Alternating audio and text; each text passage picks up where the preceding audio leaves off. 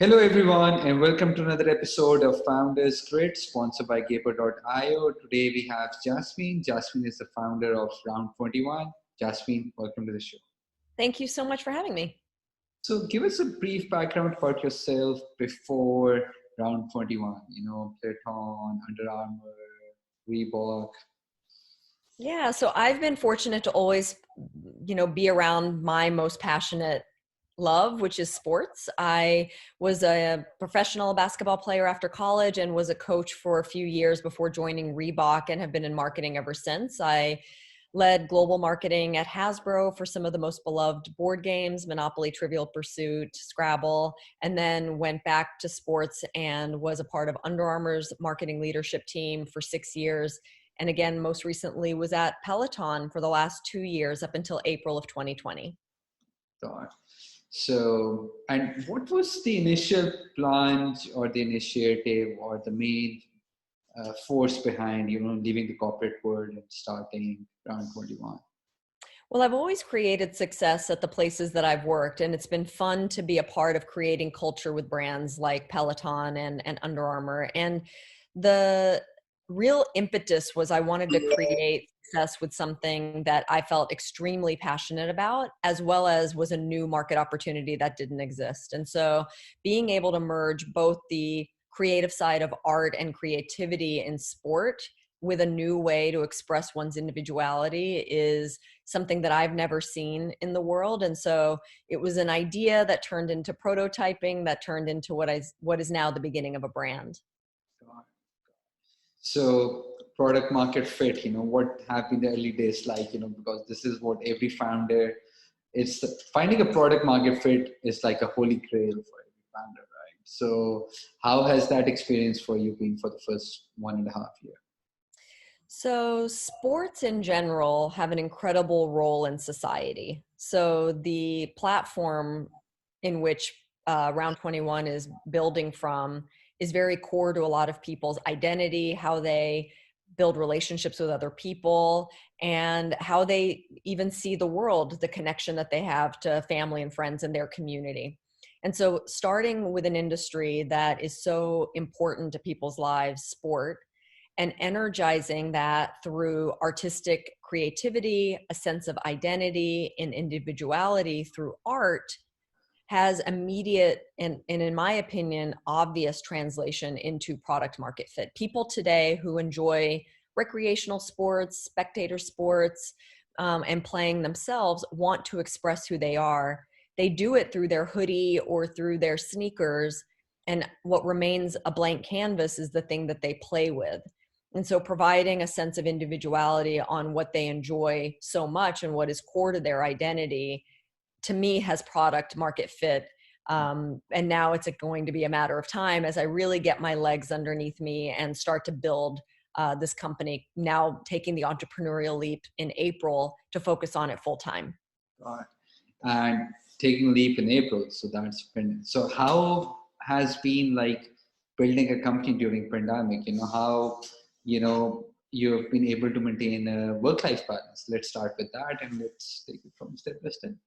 Yeah, well, I think there's something to be said about, if you love what you do, you never work a day in your life. So it hasn't really felt like work. I think I've had a similar experience as a lot of people, which is creating, a sense of boundaries, making Saturday and Sunday feel a little different than Monday through Friday because, the environment tends to be very much the same.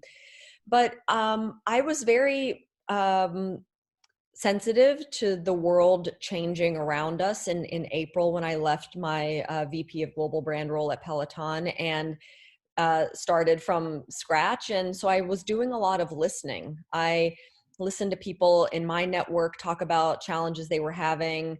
I was listening to my friends group talking about situations they were facing, and increasingly play was at the center of bringing some sort of escape or some sort of normalcy for a lot of people in my network.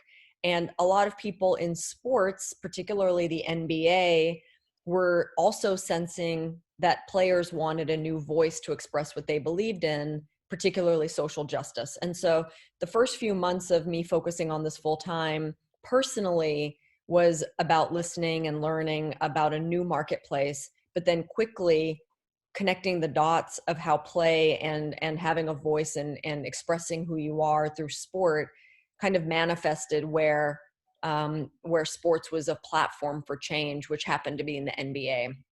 And Round 21 was quickly adopted and presented as a way that NBA players could express who they are in the NBA bubble.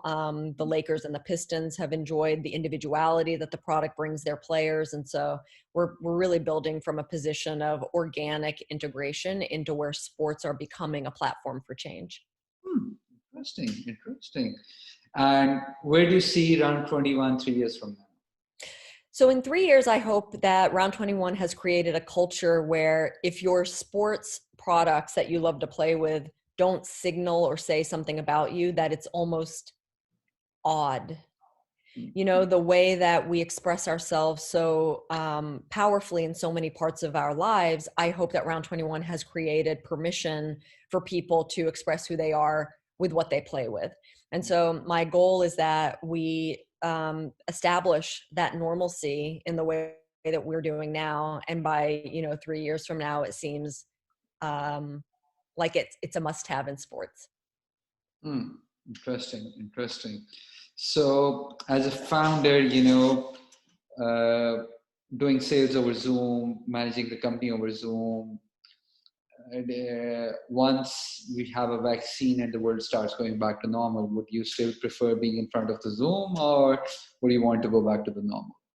So, well, Round 21 is really about culture, community, and commerce. So two of those, I think, benefit from being in person, particularly culture and community. So I will look to be where people love to play. I mean, that is really at the center of what Round 21 is. So that might be on a blacktop playing basketball, that might be at a ping pong charity tournament, but Round 21 wants to be where people play. And so I look forward to balancing out where the brand shows up and where I show up when the world opens back up. Got it. So last question, top 3 productivity hacks that you've adapted during the pandemic for you to be more efficient. I think the 20-minute meeting is really important. Not to put 3 20-minute meetings in 1 hour, but to provide a sense of maybe 20 minutes of take your eyes off the screen, look outside, change your depth of field. I think Zoom fatigue is real. So that's one, is trying to be more effective with the ways that we communicate now. 2 is leveraging a lot of technology today that creates a more intimate but quick form of communication. So that might just be Slack or using text in a more informal way through business, but finding ways for it not to always be logging on, entering into a video communication. And then 3 is, taking advantage of being commuteless and finding ways to get a workout in during the day. As we get into the winter months, sunlight can tend to be, for some regions, a little bit less available later in the day. And so finding ways to fit a workout in, or making a conversation with a colleague over a body weight workout have been ways that I've tried to become more productive, or at least feel a sense of balance and productivity during this environment. Jasmine, thank you so much for being on the show. Sure. I'm sure we could have talked for another 10 to 20 minutes easily, but my marketing team is very strict on this. I have to keep them within 12 minutes. So, thank you so much for being on the show, and take care of yourself, and all the best with Round 21. Thank you so much. I appreciate that.